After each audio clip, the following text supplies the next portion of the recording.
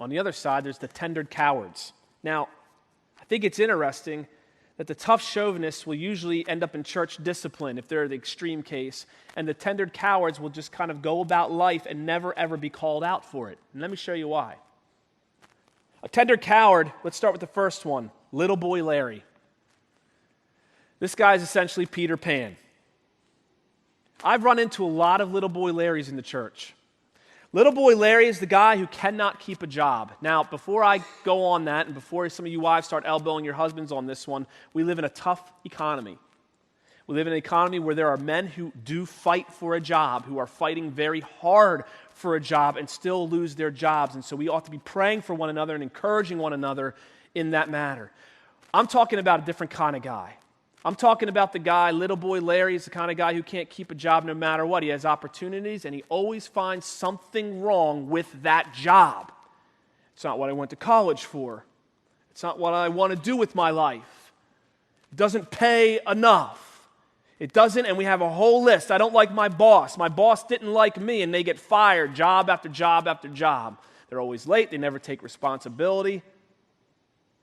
And these guys basically can't hold a job. They can't succeed in life at all.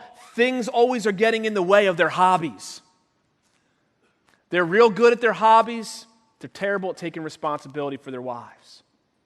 And they never grow up. Second guy is sturdy Oak Owen. Now, I run into this guy in the church a lot. By the way, none of these names were taken out of anybody. Except for Henry. That's Scott Winchester. That's next. Just kidding, Hank. Sturdy Oak Owen. This guy, he provides for his family. He does all the things that a man is supposed to do. He makes a good paycheck. He keeps the house repaired. He keeps the car repaired. Sounds pretty good so far, doesn't it? In fact, when we had our real marriage class on Thursday, and I asked, what kind of guy do you want your daughter to marry? A lot of the guys were like, yeah, Sturdy Oak Owen sounds pretty good. He takes care of the bills. He makes sure that there's food on the table. He does a great job at work. His boss loves him. He's kind of going up the career ladder. But when he gets home, he checks out. He gets home from his job and he checks out. In fact, when he's at home, he's always working on the car. He's always working on something around the house. He's always repairing something. He's always running an errand. He's always doing something rather than looking his wife in the face, sitting down with her and loving her the way Christ loved the church. He gets the job done. He doesn't hit her, but he never pursues her either. Some of you are sturdy Oak Owen. Some of you are, and this was not named after Scott, just so you know, hyper-spiritual Henry. This guy is essentially Ned Flanders. This guy is the guy who lives next door to Homer Simpson. And he gets, his kids are playing Bible games. He's wearing Christian cheesy t-shirts. He's got a fish on his car. There's going to be a lot of fish in the car after the parking lot, or in the parking lot today. He has every kind of Christian slogan.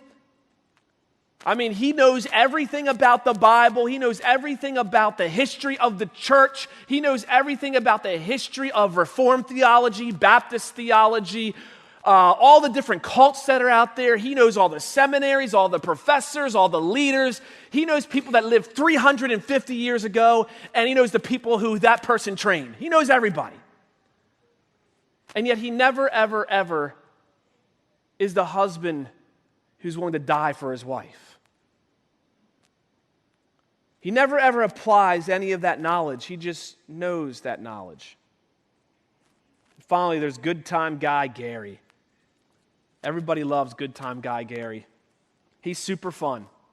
Everybody wants to hang out with good time guy Gary. Everyone laughs at his jokes. He's always cracking a joke. He's one of those guys, one of you who's always got a funny one-liner. He's always got a jab at somebody. He's always got a punchline to the conversation, and everybody laughs at him but not with him. He's that guy.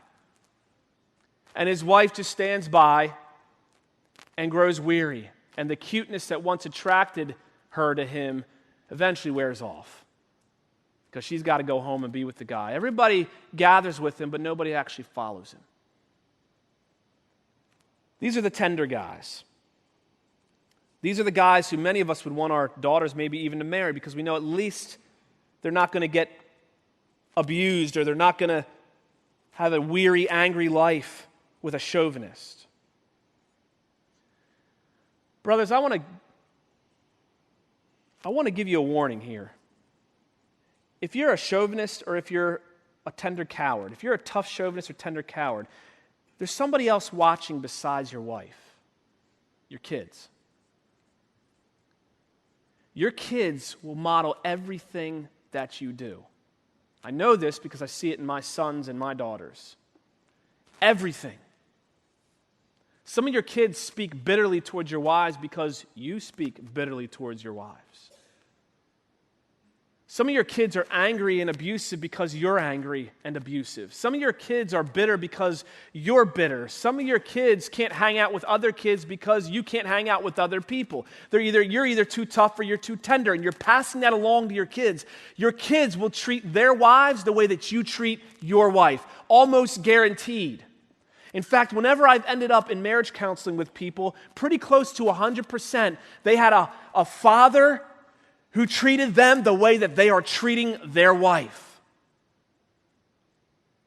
And so the next time you want to be abusive, the next time you want to disengage, the next time you don't want to engage your wife, the next time you want to check out, remember, your kids are going to do the same thing. They're going to live in the same misery.